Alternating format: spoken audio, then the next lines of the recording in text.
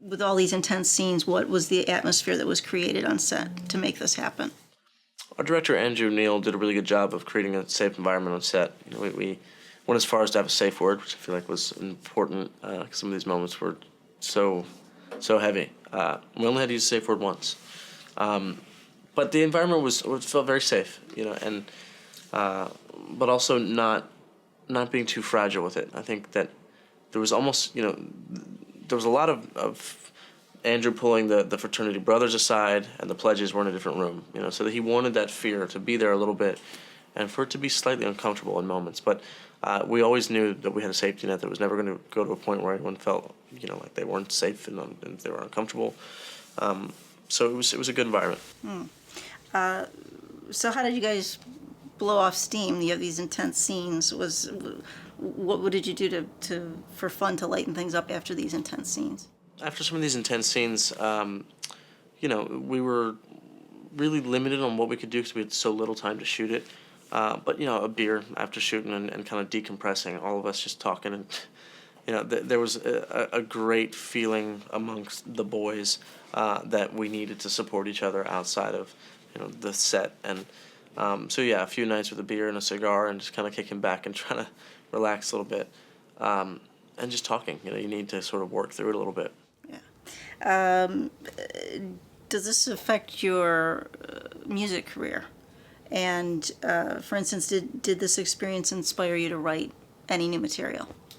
This experience was inspiring in a lot of ways. You know, I think the biggest was just going to a different artistic and creative place, being challenged by, you know, other actors and the director, just pushed me to push myself harder, you know, and dig deep and write things that you know were as gripping to me as the film work was.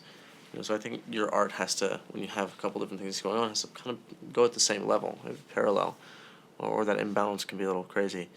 But it was nice too to be able to blow off steam by just going and writing, you know, creating, doing something different, because this film did take a lot out of me. In what way? It was just an emotional roller coaster. You know, 6 weeks of just like really being in kind of the trenches. You need a little bit of fun afterwards, and just to kind of space out a little bit.